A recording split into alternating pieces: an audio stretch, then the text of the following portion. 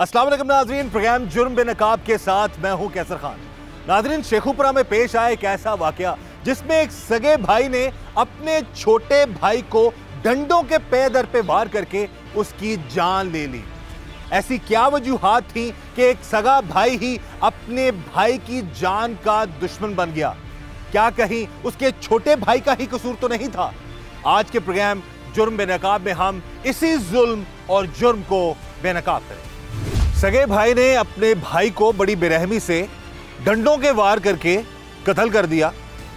इस वक्त हमारे साथ वो मौजूद है, कातिल भाई। बात करते हैं इसे कि क्या वजह थी, क्यों इस हद तक ये चला गया कि उसने अपने सगे भाई को ही इतनी बेरहमी से मार डाला। नाम क्या तुम्हारा? मोहन मसीह। क्या करते हो? मैं मेहनत मजदूरी करता हूँ। मेहनत मजदूरी करते हो। कितने बहन भाई हो तुम लोग? हम 3 थे तो 3 बहनें थे। अच्छा, तो क्या मामला क्या है? भाई से क्या झगड़ा था तुम्हारा? भाई से ये झगड़ा था कि उसने मेरी वाइफ को जो है ना नाजायज़ ताल्लुकात से रखा हुआ था। तो मैं जब घर जाता था तो उनसे बात करता था कि मेरे सामने ना लेटा करो, मुझे जो है ना गुस्सा आता है। तो वो फिर भी नहीं मना होते थे, तो मैंने इसीलिए जो है ना गुस्से में आकर जो है ना डंडों के साथ। शादी को कितना अर्सा हो गया तुम्हारी? शादी को हो गया है, सन 2009 को शादी हुई है, 12वें महीने की 18 तारीख को हुई है। तकरीबन 14 साल हो गए हैं शादी को। तो वो जो है ना इसीलिए मैं तैश में आके जो है ना अपने भाई का कत्ल कर दिया। नहीं, भाई तुमसे छोटा था? हाँ जी, तीसरे था में छोटा था। 3 नंबर पे था। वो क्या करता था वैसे? वो गांव को डंगरों को पट्टे डालता था। बच्चे कितने तुम्हारे? 5, 4 बेटियाँ हैं, 1 बेटा है। 4 बेटियाँ 1 बेटा है। शादी जिससे हुई है वो तुम लोग तुम्हारे अपने रिश्तेदारों में से है कोई या नहीं, गैर ही हैं। गैर थे? जी हाँ। अच्छा, तो ये कब तुम्हें पहली दफ़ा पता लगा कि ये गलत मामला था तुम्हारे भाई के तुम्हारी बीवी के साथ? ये जो है ना सर जी, मैं जब घर आने लगा हूँ तो इसलिए मुझे मालूम हुआ कि नाजायज़ ताल्लुकात जो है ना काफ़ी ज़्यादा बढ़ गए हैं। तो मैंने काफ़ी ज़्यादा मना किया कि पहले उन्होंने मुझे घर से निकाल दिया, फिर मैं नशे की हालत में ज़्यादा गुजर चुका कि मैंने नशा करना ज़्यादा शुरू कर दिया। क्यों? तो इसी गमज़दा में कि जो है ना मेरी फैमिली जो है, मेरा ख़ानदान ख़राब हो रहा है। तो फिर जब मुझे सोच आई, मैंने नशे को भी छोड़ा, तो जो है ना मैं अपने घर गया ईद वाले दिन। तो मैंने देखा कि मैंने फिर उनसे यही बात कही कि यार मेरे सामने ना लेटा करो, अलग-अलग। नहीं है, ये तो गलत बात है। अगर तुम सही कह रहे हो तो वो अगर वो ऐसा करता था या ऐसे तुम्हारी बीवी करती तो गलत करते थे दोनों। जी। लेकिन ये बताओ कि इस मामले में पूरे खानदान वालों ने तुम्हारी को मदद नहीं की कि कोई इस तरह की हरकत कर रहा है? अगर ऐसा करता था तो वो रोकते उसको? हाँ सर, की थी मदद उन्होंने। पहले ठीक हो गए थे, फिर जब अपने अपने काम में मसरूफ़ हो गए, फिर वही काम, फिर वही अंजाम। तुम्हारी बीवी जो है उसको मना नहीं करती थी? हाँ, मना तो वो भी इन्वॉल्व थी इसी तरह? हाँ, वो भी इन्वॉल्व थी इसी तरफ। तो ऐसे जो है ना मैंने बीवी को समझाते थे तो क्या कहती थी वो? जो है ना चुप कर जाती थी, कहती थी कुछ भी नहीं, कुछ भी नहीं। ये ऐसे करके तो जो है ना मुझे तैश आ गया, तो मैंने जो है ना अपने भाई का कत्ल कर दिया। भाई कैसे कत्ल किया उसे? डंडों के वार से। उस वक्त घर में कौन कौन था? जी, मेरी 4 बेटियां थी, 1 साला था मेरा, तो वाइफ थी, तो मैं था। सगे भाई ने अपने भाई को बड़ी बेरहमी से कत्ल कर दिया। इसी हवाले से हम बात करेंगे एसपी शेखुपुरा अब्बास साहब से। अब्बास साहब बताइए कि ये मामला था क्या और क्या वजूहात थी कि भाई ने भाई को मार डाला? ये एक अफसोसनाक वाक़या पेश आया नारंग के इलाके में। पुलिस स्टेशन नारंग का इलाका है, रत्ता गुजरा। वहाँ पे 10 तारीख को, आज से चंद दिन कबल, ये वाक़या पेश आया कि इसमें एक हकीकी भाई ने अपने भाई को कत्ल किया। और उसकी जो वजह सामने आई वो ये आई कि जो मारने वाला है उसकी बीवी के साथ उसके कोई ताल्लुकात थे, अपने भाई के साथ उसकी बीवी के, जिसकी वजह से इसे शक था। इसका कहना है कि मैंने उसे पहले भी रिपीटेडली फॉरन अगेन मना भी किया इस काम से। फैमिली लेवल पे भी ये चीज़ डिस्कस हुई, फैमिली ने भी उसे मना किया, बट ये कहता है कि वो मामला उसी तरह से रहे। उसके बाद इसका कहना है कि मैंने जब अपने सामने कुछ चीज़ें देखी ऐसी, तो उसकी वजह से फिर मैंने ये इक़दाम उठाया, उसे कत्ल किया। बाकी अभी चूँकि इन्वेस्टिगेशन जारी हैं, ये उनका इनिशियल जो स्टेटमेंट है वो है। इन्वेस्टिगेशन में फर्दर जैसे चीज़ें क्लियर होगी वो फिर ऐड ऑन हो जाएंगी इसमें। अच्छा, इसमें उसने अपनी बीवी को नुकसान नहीं पहुँचाया? उसने कोशिश की मौके पे कि अपनी बीवी को नुकसान पहुंचाए, उसने उस पर अटैक भी किया, जिससे एक उसे जिस डंडे से इसको मारा है उसने उसी डंडे से उसके घुटने पे चोट भी आई। लेकिन मौके पे कोई मज़ीद उसका नुकसान नहीं कर सका, क्योंकि ये भी उस वक्त जल्दी में था। इसने जो स्टेप ले लिया था उसके बाद फिर इसने मौके से इनिशियली फ़रार होने में ही अपनी कोशिश की जो पहली। देखिए, सबसे पहले इस कातिलाना, बागियाना और मुजरिमाना इक़दाम की जितनी भी मज़म्मत की जाए वो कम है, और कानूनी तौर पे मज़म्मत के साथ जितनी भी मरम्मत की जाए वो भी कम है। हम देखते हैं कि हमारी सोसाइटी में ज़न और ज़मीन हमेशा से भाइयों के दरमियान, रिश्तेदारों के दरमियान, दोस्तों के दरमियान फितना, फसाद और दजल फ़रेब की बहुत बड़ी वजूहात रही हैं। जहाँ तक आज के केस की बात है, अगर आज के केस के तमाम हक़ाइक़ देखें, at the same time FIR के बाद जो इन्वेस्टिगेशन की, इंटरोगेशन की और मुलजिम की तरफ से जो एक्स्ट्रा जुडिशल कन्फेशन की गई, पुलिस के सामने इतराफ़ी बयान रिकॉर्ड करवाया गया और इसने भी इस चीज़ को एडमिट कर लिया कि इसने खुद बड़ी बेदर्दी से डंडों के वार से अपने भाई को मौत के घाट उतारा है। जो इसकी स्टोरी थी वो ये, जो कि तफ्तीश में मुकम्मल तौर पे हमारे सामने यहाँ होती है कि ये शख्स जो कि इस केस के अंदर मुलजिम है, जिसने अपने सगे छोटे भाई को डंडों के वार से कत्ल किया, इस मकतूल से जब पूछा गया तो इसने बताया कि मेरा ये हदशा था कि मेरी बीवी के मेरे छोटे भाई के साथ नाजायज़ ताल्लुकात है, और मुलज़िम ने बताया कि बारहा मैंने उनको मना किया, लेकिन वो ताल्लुकात जो थे उसी तरह इस्तवार किए हुए थे। इस मुलज़िम के 5 बच्चे हैं और इसने यही बेहतर समझा कि अपने छोटे भाई को अपनी शादीशुदा ज़िंदगी में ये जो हलल डाल रहा है, ये नाजायज़ ताल्लुकात कायम करने की कोशिश कर रहा है, इसको इसके अपने रास्ते से हटाया जाए। पहले बारहा इसने समझाया भी, जो इसने पुलिस को तफ्तीश के दौरान चीज़ें लिखवाई, लेकिन अगर जब उनको समझ ना आई तो इसने उनको बकौल इस मुलजिम के इसने उसे रंगे हाथों पकड़ा और फिर उसके बाद डंडों के वार से इसको बड़ी बेदर्दी से कत्ल किया। देखिए, जैसे कि हम डेली बेसिस पे अपनी प्रैक्टिस लाइफ के अंदर ये चीज़ें देखते हैं कि जब भी ज़न और ज़मीन भाइयों के दरमियान आई तो फसादात बर्पा हुए, दोस्तों के दरमियान आई, रिश्तेदारों के दरमियान आई, तो ये दजल व फ़रेब, फितना, फसाद, लड़ाई झगड़े, कत्ल व गारत की बड़ी वजूहात गिराती जाती हैं। लेकिन इससे भी ज़्यादा ज़रूरी चीज़ ये है कि जहाँ से इस चीज़ की इब्तिदा होती है वहीं से इस चीज़ को मिनिमाइज़ करने की कोशिश करनी चाहिए। जब एक दफ़ा एक चीज़ जड़ पकड़ जाती है तो अल्टीमेटली इसका हाथमा भी शायद क्राइम पे होता है और इसका हाथमा शायद इस तरह के हादसात पे होता है। तो सबसे पहले ऐसी चीज़ें जहाँ से बुनियाद पकड़ती हैं उसको फौरी तौर पे जड़ से उखाड़ देना चाहिए।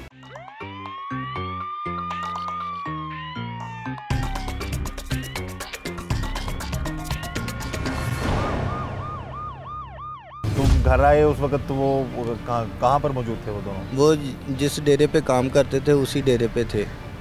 अच्छा। नारंग मंडी रदिया कैंट के पास। अच्छा। तो मैंने जो है ना देखा, फिर मुझे देखने के बाद जो है ना फिर वही सीन मैंने देखा आंखों के साथ, तो फिर मुझे जो है ना गुस्सा आ गया। मेरे दिल में इरादा हो गया कि मैं इस भाई को आज कत्ल ही कर दूंगा। तो मैंने डंडा पकड़ा, फिर हमारा झगड़ा हुआ, उसने मुझे चोटें लगाई, फिर ज़्यादा मुझसे जो है ना उसको चोट लगी। छोटा था तुमसे? हाँ जी, छोटा था। अच्छा, तो उस वक्त जब तुम दोनों झगड़ रहे थे, लड़ झगड़ रहे थे, तो उस वक्त बीवी किधर थी तुम्हारी? बीवी पास ही, उसने शोर मचाया, मैंने उसको भी धमका के जो है ना मैंने कहा चुप कर जा, मैं तेरे सर में भी मार दूंगा एक। वो खामोश होगी। जब मैंने पहली चोट लगाई वो गिर गया, तो मैंने फिर कहाँ पे लगाई चोट? सर में। हाँ जी, सर पे लगाई। अच्छा। तो फिर मैंने 5-7 चोटें फिर उसके सर पे लगा दी, कोई डंडों के सर पर मारते थे? हाँ जी, डंडों के साथ सर पे मार। नाज़रीन, जिस तरह ये भाई बता रहा है जी कि इस शख्स ने डंडों के वार करके अपने भाई को कत्ल कर दिया, और जो बात ये बता रहा है कि अब ये तो वो दूसरा जो शख्स है जो कत्ल हो चुका है वो अपनी सफाई देने के लिए अब दुनिया में मौजूद नहीं है। और जो ये बात बता रहा है जी कि बकौल इसके कि इसके भाई के और इसकी बीवी के कुछ नाजायज़ ताल्लुकात बन चुके थे, बकौल इसके कि ये बार बार मना भी करता था लेकिन वो लोग बाज नहीं आते थे। फिर एक दिन इसने तंग आकर अपने भाई को जान से मार डाला। बहरहाल रिश्तों के तकद्दुस का ख्याल हर किसी पर लाजिम है। अगर कोई इस तरह का मामला था तो ऐसा नहीं होना चाहिए था। भाभी को और इसके भाई को, दोनों को, इसकी बीवी को अपने रिश्ते का ख्याल रखना चाहिए था और भाई को अपने रिश्ते का जो एहतराम है उसका पास रखना चाहिए था, लेकिन ऐसा नहीं हुआ बकौल इसके।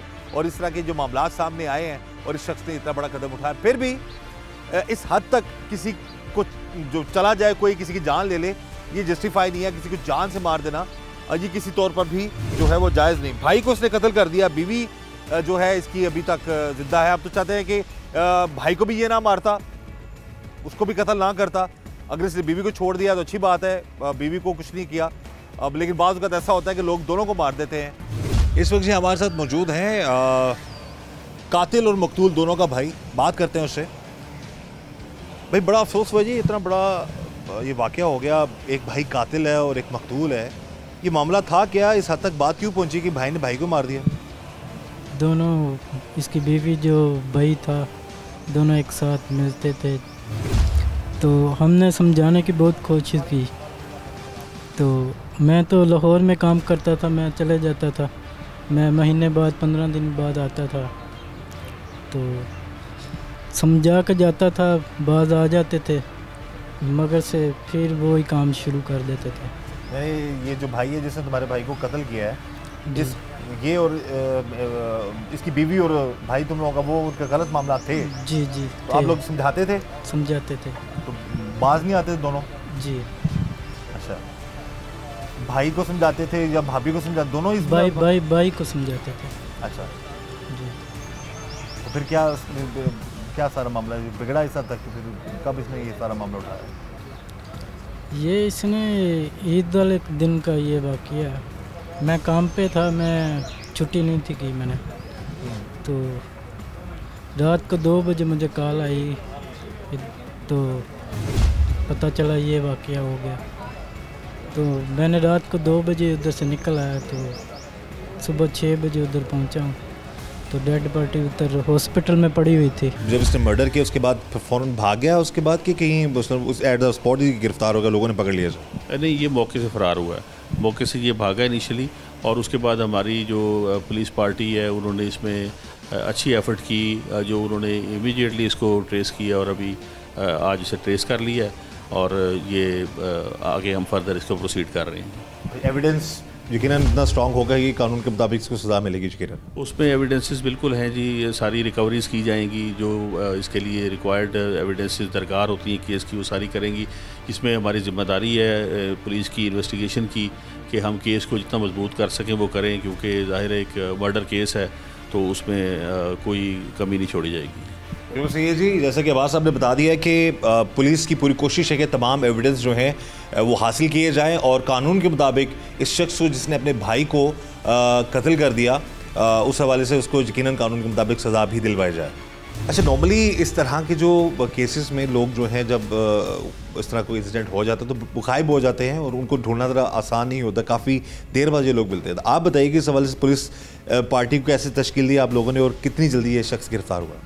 इसमें चूँकि इसकी आइडेंटिफिकेशन हमें हो गई थी, तो इसके जो क्लोज रिलेटिव हैं, एक तो उन्हें फोकस करके हमने जो टीमें इनिशियली डिप्यूट की, उन्हें जो उनकी रहायशें थी वहाँ पे डिप्यूट किया, और उसका हमें फ़ायदा ये हुआ कि वहाँ से हमें कुछ थोड़ी बहुत इन्फॉर्मेशन मिली कि इसने उनसे रब्ते किए हैं।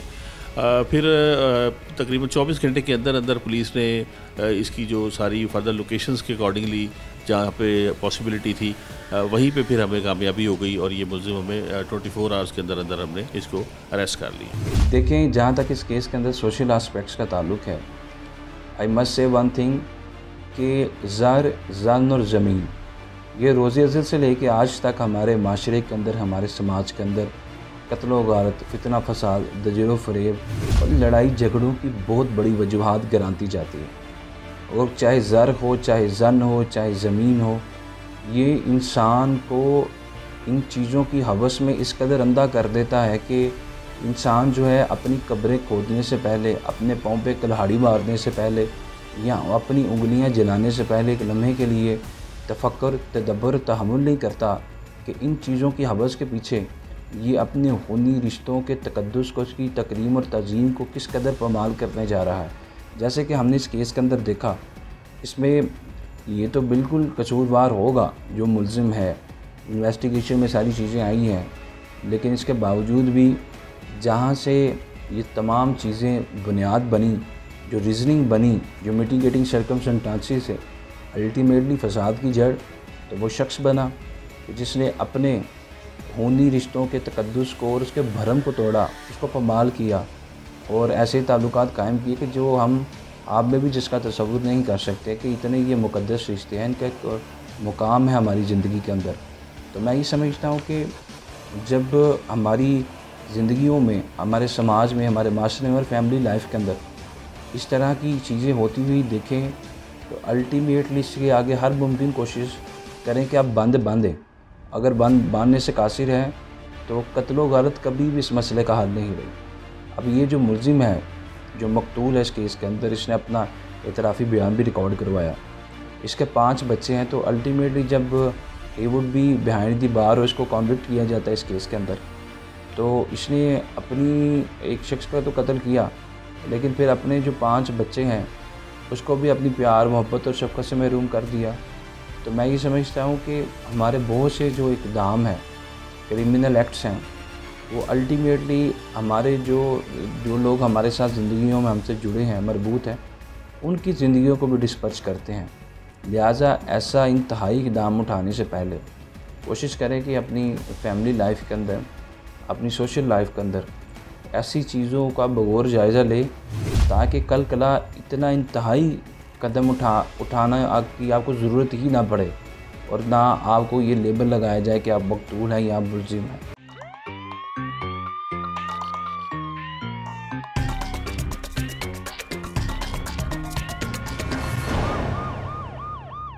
केस के मुद्दई आप बने हो? जी। अब क्या मामला है कि अभी एक भाई कत्ल हो गया तुम्हारा, दूसरा उसका कातिल है, तो आप लोग क्या करोगे अब? देखो, वो भी भाई है, ये भी भाई है, मेरे साथ, मेरे दोनों एक ही है मेरे हिसाब से। क्या लगता है कि जो हुआ आपके भाई के साथ हुआ तो गलत हुआ है? कातिल भाई ने ठीक किया है या गलत किया है? इसने भी गलत किया, उन्होंने भी गलत किया, जो उन्होंने मामला तो बीवी को नहीं इसने मारा, कुछ बीवी को छोड़ दिया इसने? बता रहा है कि मैंने उससे भी मारा है। तो ये किसी के पास रहा है रात, तो दिहाड़ी लगाई है इसने मिस्त्रियों के पीछे। तो सुबह को खाना लेने आया उन बच्चों के लिए, तो उधर किसी ने देखा है तो सर को बता दिया, ये जाके उसे उधर से पकड़ लाया। तो वो पीछे से निकल गया बच्चे लेके। अभी बीवी कहाँ पे है? बच्चे कितने हैं इसके? 5 है। बीवी कहाँ पे है? बच्चे कितने हैं? बीवी अभी पेके है अपने पेके में। जी। शादी कितना अर्सा हो गया था इन दोनों की? 14 साल। 14 साल जी। जैसा कि इस केस के मुद्दई भी हैं और इनकी बदनसीबी है कि कातिल और मकतूल दोनों के ये भाई हैं।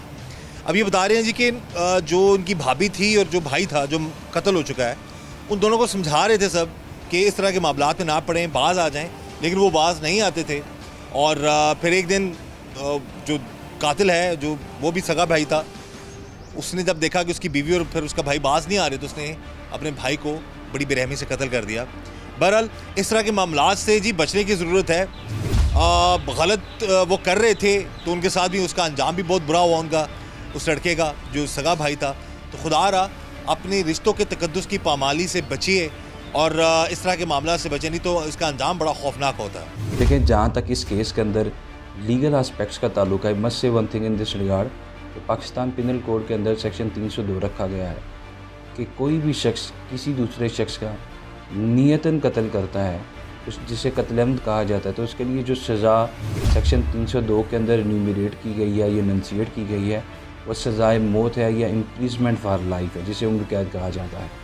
लिहाजा इस तरह के केसेस में जब कोई भाई अपने भाई को कत्ल कर दे या रिश्तेदारों में कत्ल व गारत हो, या इस तरह के इंसिडेंट या हैपनिंग या क्रिंग हो, और कोई भी मुलजिम जो है वो एक्स्ट्रा जुडिशल कन्फेशन रिकॉर्ड करवाए बिफोर पुलिस, तो पुलिस ऑफिसर को सबसे पहले चाहिए कि उस जो एक्स्ट्रा जुडिशल कन्फेशन है उस शख्स को लेके मुलजिम को वो मजिस्ट्रेट के सामने जाए और एक जुडिशल कन्फेशन रिकॉर्ड करवाए।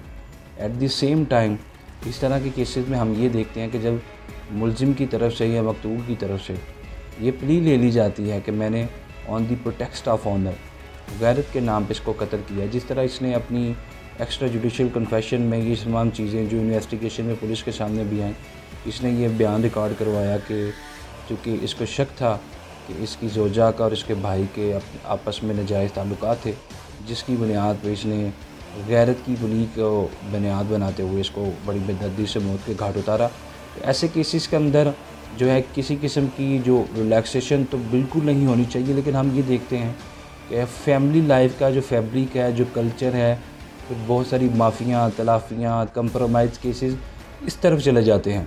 लिहाजा ऐसे केसेस को पुलिस को टेस्ट केस के तौर पे लेना चाहिए और ऐसे लोग जो कि इन तमाम चीज़ों का, झगड़ों का, फसादात का या तनाज़ात का, इस तरह के ताल्लुकात का कत्ल व गारत के ज़रिए हल निकालना चाहते हैं, मैं समझता हूँ कि ये कभी भी किसी मसले का हल नहीं रहा। लिहाजा ये जो भी इंसिडेंट है इसमें पुलिस को चाहिए कि अब क्वालिटेटिव पीस ऑफ इन्वेस्टिगेशन करें, तमाम एंड से इसको मुकम्मल करें और कोशिश करें कि इस तरह के केसेस में जो है वो जो मर गया है उसके साथ भी इंसाफ हो। रियासत का काम है इज़्ज़त आबरू मालजान का तहफ़्फ़ुज़ करना, और अगर किसी भी शहरी के साथ इस तरह के मामला पेश आते तो रियासत खड़ी होती है। लिहाजा रियासत से मुराद लॉ इन्फोर्समेंट एजेंसीज़ भी लिया जाता है जो कि रियासत की रिट को इन्फोर्स करते हैं। तो इस केस में जो भी शवाहिद हैं, जो बयानात अभी तक रिकॉर्ड करवाए गए, उसके मुताबिक मैं बतौर स्टूडेंट ऑफ लॉ ये समझता हूँ कि इस शख्स को जो है सेक्शन 302 के तहत जो है कॉन्विक्ट कर दिया जाएगा। बीवी का क्या मामला था कि भाई को कत्ल करने के बाद फिर बीवी को छोड़ दिया तुमने? ये तो चलो अच्छी बात है कि वो बच गई, लेकिन है कि इसने तो भाई को भी माफ़ कर देते। जी मैंने पहले इरादा तो दोनों का बनाया था, जब वो ख़त्म हो गया तो बीवी जो है ना मेरे पास भागती चली आई कि जब मरने वाला तो मर गया, तो इसलिए तुम मुझे भी अपने साथ ले जाओ, बच्चों का कौन सहारा है।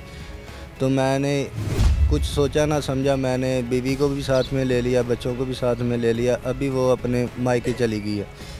यानी कि भाई को कत्ल किया? हाँ जी।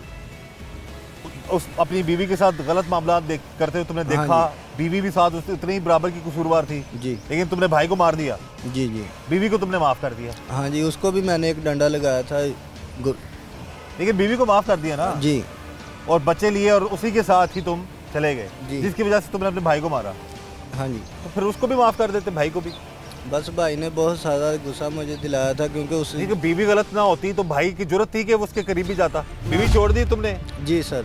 भाई को माफ़ कर देना चाहिए था सर जी, बस गुस्से में समझ नहीं आया कुछ। गुस्से में बीवी की माफ़ी समझ आ गई, भाई की नहीं आई? बस एक चोट लगी है, उसके बाद भाई ने ये नहीं कहा कि मुझे माफ़ कर दो भाई, कत्ल जान से ना मारना मुझे? बस सर जी, जब लड़ते लड़ते एक चोट लगी है, फिर वो नहीं उठा अपने। इसी वाले से जी तफ्तीशी ऑफिसर है जी आज़म अली साहब, उनसे हम बात करेंगे। आज़म साहब आइए, तशरीफ लाइएगा।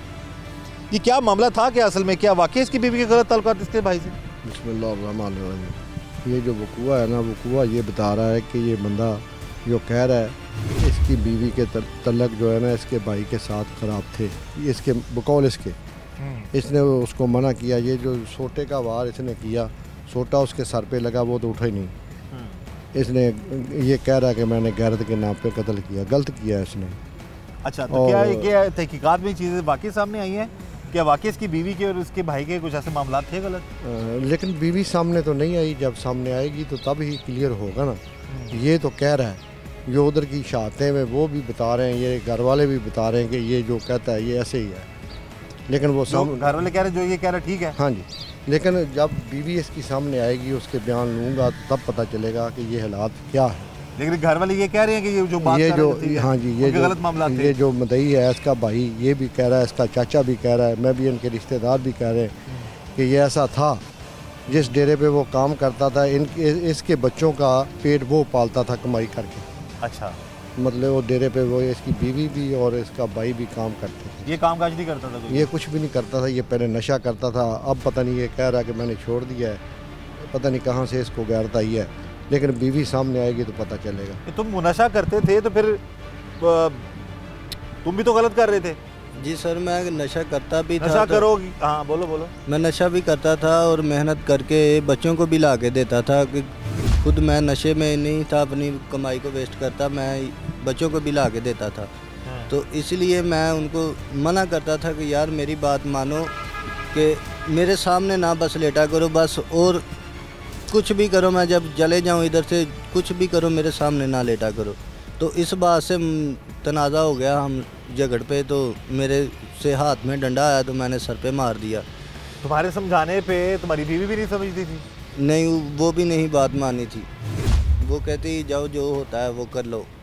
तो भाई ने भी बोला जाओ जो तुम्हारे से होता है कर लो। तो इसी बात पे हम झगड़ पे, तो इसीलिए जो है ना मुझसे डंडे का वार हो गया। वो फिर दोबारा उठा नहीं, मैंने फिर कोई 5-7 चोटें उसके सर पे लगा दी। तो उसका जो है ना बेबी भी एक होने वाला है। ये नाजायज़ ताल्लुकात मुझे नज़र आए तो मैंने इसलिए तैश में आकर जो है ना ये काम किया सर, गैरत के मसले में। गैरत के मसले में अब किस भाई को तुमने मार दिया, ठीक है, उसको नहीं मारना चाहिए था। बीवी को माफ़ कर दिया ना तुमने, तो भाई को माफ़ करते, उसको फिर एक बेहतर हाल यही था फिर उसको अलहदा कर देते, तलाक ले लेते अपनी बीवी से, अगर वो तुम्हारे साथ नहीं सही थी। सर बस यही सोच विचार मेरे जहन में नहीं ना आए, तो बस गुस्से से बाहर हो गया तो मर गया भाई। बहरहाल जी, जो भी मामलात हैं, किसी की जान लेना किसी तौर पर भी जो है ये जस्टिफाइड नहीं है। लेकिन जो मामला ये बता रहा है, जो इसके तफ्तीशी अफसर है उन्होंने भी बता दिया कि कुछ ऐसा मामला था ज़रूर। यहाँ पर बीवी की भी गलती है, इसके भाई की भी गलती है कि इस हद तक वो लोग चले गए कि इसको मजबूर कर दिया कि वो उसने इसकी जान ले ली। बहरहाल अल्लाह ताला सब पर रहम करे, और यही दुआ है कि अल्लाह ताला रिश्तों के तकद्दुस जो पमाल करने वाले जो लोग हैं उनसे अल्लाह ताला सबको बचाए, ताकि इस तरह के मामलात से बचा जा सके। इस शख्स ने जो कुछ भी किया ये भी गलत है, और अगर वो लोग जो कर रहे थे, जो इसका भाई था, जिसकी बीवी थी, वो भी डेफिनेटली गलत था। और अब यह है कि इसने बीवी को तो माफ़ कर दिया, लेकिन भाई को इसने माफ़ नहीं किया। भाई को इसने मार कर कत्ल करके उसके फिर सर पे और 10 दफ़ा वार किया इसने, ताकि वो उसकी जान जो है वो चली जाए, निकल जाए। बहरहाल अल्लाह ताला ऐसे मामलात से, ऐसे हालात से अल्लाह ताला सबको बचाए, इस दुआ के साथ कि अल्लाह ताला हम सब पर रहम करम और फजल करे। मुझे इजाज़त दीजिए, अल्लाह हाफ़िज़।